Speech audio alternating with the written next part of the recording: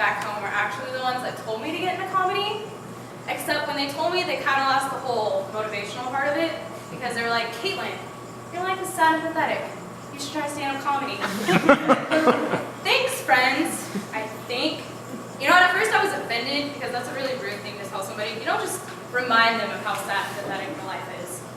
You know, but then I realized that this is the only activity in which you can tell somebody that, and it's okay. Because if you go, Caitlin, your life is sad and pathetic, you should run for president. It just doesn't work at all. So thanks, friends. Because my parents got divorced this past year, I had to tell them separately that I wanted to try stand-up comedy. And I knew that I had to tell my dad first, because he's been the most supportive of me. And my dad's the kind of guy who has a lot of just hats and trucker hats, which is fine. And he's the kind of guy that has all these hats just displayed so proudly on this gigantic dresser, which is also fine. But he's the kind of guy that wears them everywhere.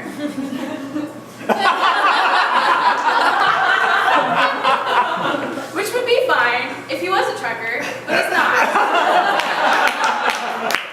And so, you know that guy that like sits up by himself in the corner of the bleachers at like high school football games, doesn't really have any drinks or snacks, but just kind of randomly yells obscenities at the refs? That's my dad.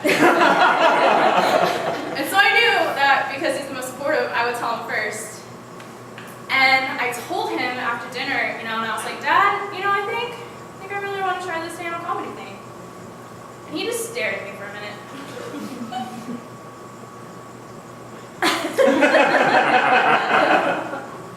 Only if I could meet Toby Keith. See, Dad, I'm not really sure that's how this works, because what if he doesn't want to meet you? I'm just saying. And so, after it went so well, my dad, I had to tell my mom next. And my mom's the type of lady, she's a very short woman, and she's been a nurse for like 40 years, so she really believes in hard work and everything. And she's the type of lady that will make you cookies if you're sad. But she's also the same type of lady that will poison the cookies if you fuck shit up. I knew that I had to tell her after she'd eaten some food, she had drunk some coffee, and she had eaten some chocolate. And so I picked the perfect moment when that chocolate was in her mouth. And I told her, I'm like, Mom, you know, I think I really want to try the stand-up comedy thing. Oh my God, my daughter's gonna be a stripper. See, Mom, no, I don't think that's how this works. That escalated quickly, because I think the only thing I would have in common with a stripper is that they would probably still laugh at me if I took my clothes off. They would probably laugh at me more. So thanks, Mom. And like I'm a girl who's very confused by my gender. Like my gender confuses me so much. I have no idea how to react sometimes. And even our underwear confuses me, because you go to like Victoria's Secret now, and they try to like theme the underwear to the time of the year. And so you start to see things like, it's cold outside, which I think is supposed to be a play on baby it's cold outside, but I think they just kind of ran out of ideas. And so it's very comforting that as a woman,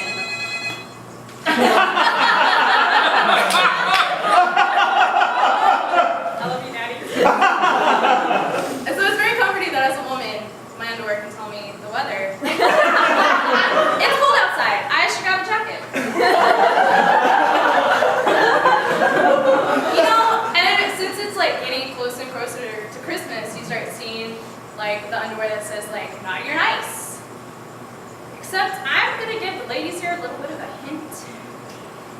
If you are to the point where you're with a guy and all you have on is your not your nice underwear, and he sees that and throws it across the room in 2 seconds, nice is no longer an option. I'm just saying.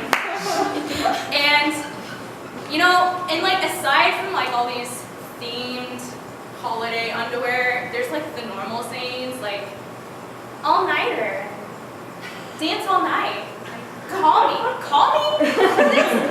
I hate to break it to you, but he's not going to call you, because call me is on your underwear. It's not going to be the next day, and he's going to be like,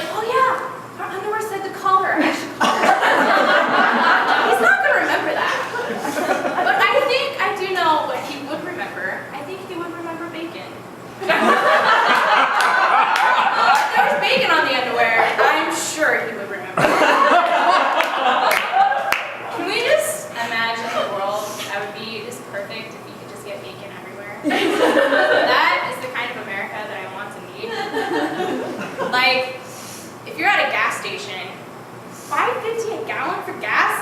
Doesn't matter, I can get bacon. You know, you're at the mall with your friends trying on all those clothes. Man, how do these jeans fit me? Doesn't matter, I can get bacon. Which is why I'm like really confused by people who say that they hate Walmart. Why do you hate a place that you can get bacon? I don't understand. And it's like, I have the same kind of hatred for people who say that they hate Taco Bell. You know, they're like, oh, don't you know?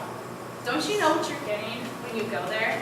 Well, yeah, I'm broke and I like tacos. What do you mean? I'm not expecting the Ritz when I go to Taco Bell. It is impossible to expect the Ritz when you hand someone 89 cents. If you hand someone 89 cents and they hand me a taco, I'm fucking amazed. I'm just saying. So I mean, majority of us are like college kids. Has anybody else been so drunk that they puked in an oven? No? Alright, well that bit's not gonna work. And so I'm really confused by girls. I'm so confused by my gender. And I hate it. Like there's a part of me that gets really mad when girls are like, oh my god, I can't believe that I dated another dumb jerk. Well yeah, you're dumb too. We're so dumb. Like, okay, I'm a perfect example of this. I was talking to a guy and I was asking him questions, like getting to know him, because you have to know somebody a certain amount before they can get in your bed. And I was like, what turns you on about the opposite sex? You know, what's your favorite part about a lady? And then like to shake things up, I asked, do you have any tattoos? And this guy just stands up, turns around, pulls down his pants, and right there on his ass is the word pimp. And it was like a light bulb went off. Like I saw that and I went, I'm gonna sleep with that. And I did. Ladies and gentlemen, that is called a mistake. But since my mother is convinced that I'm going to become a stripper, I have to rewrite that joke. I was talking to this nice young gentleman, and I was asking him questions like getting to know him, like, what's your favorite color? What's your favorite Disney movie? And then like to shake things up a bit, I asked him if he had any tattoos.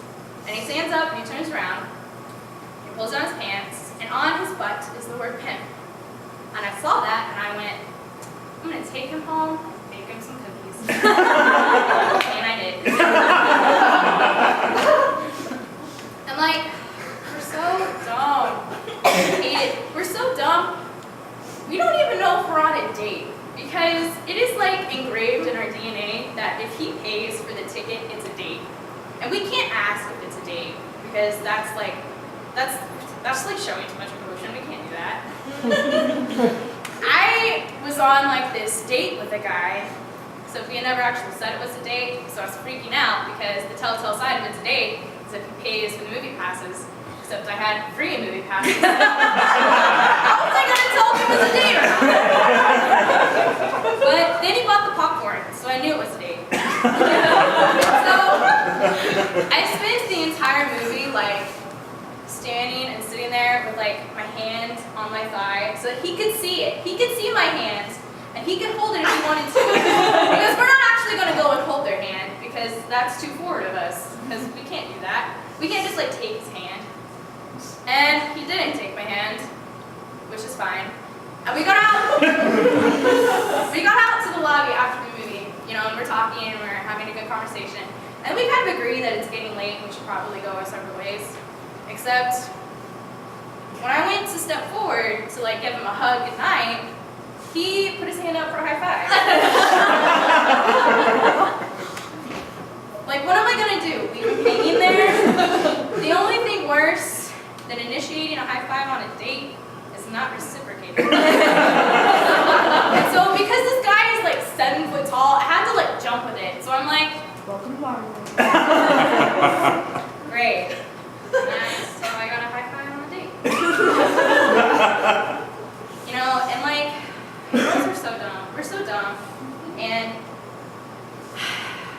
we're just the worst. Like, we can't even justify uploading a picture of ourselves to Facebook. We have to like justify it somehow.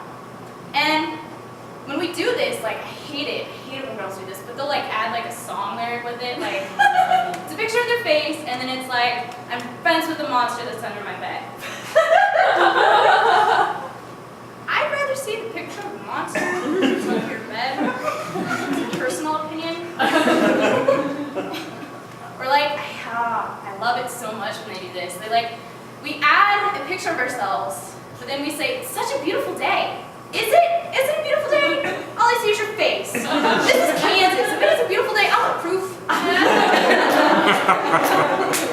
And we are, you know, I'm just so confused. Like when they say, oh my God, I only date assholes. They're all just dumb jerks. Have you ever considered the fact that maybe it's because we're a little bitchy too?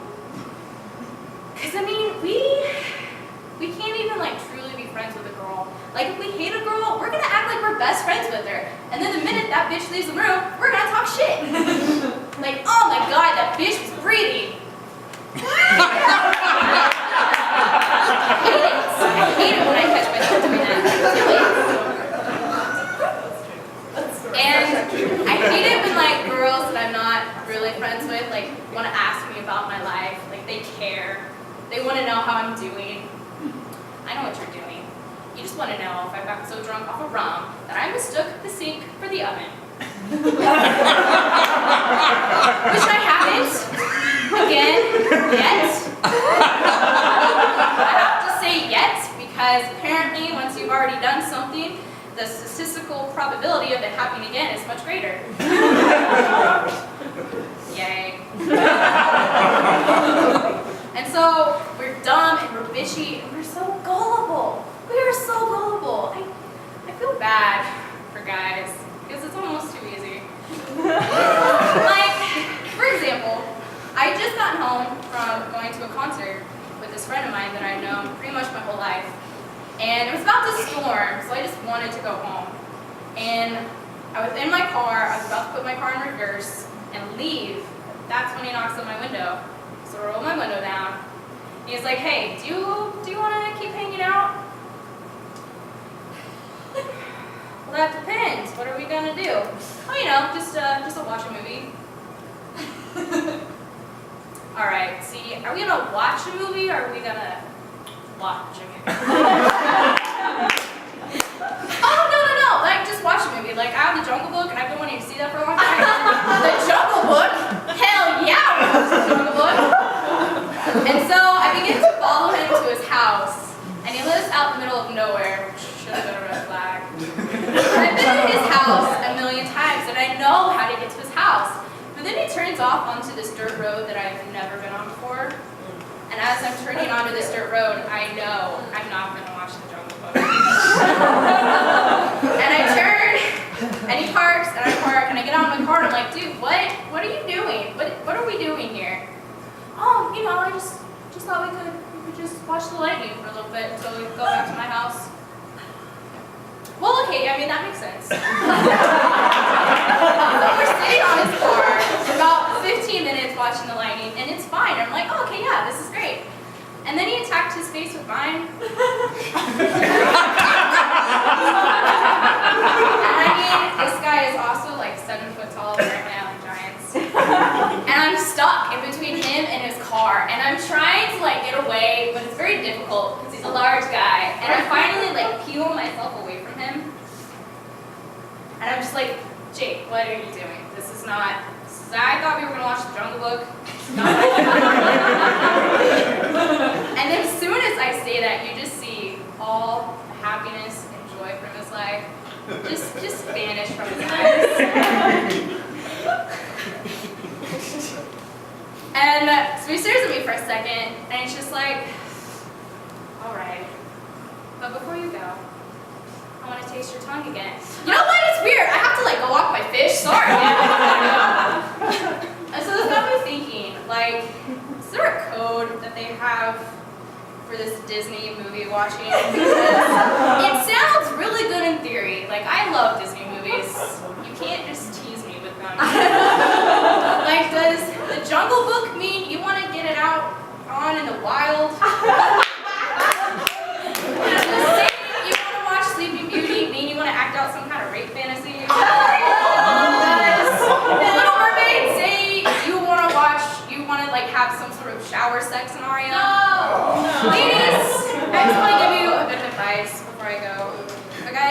wants to watch Snow White and the Seven Dwarfs, run.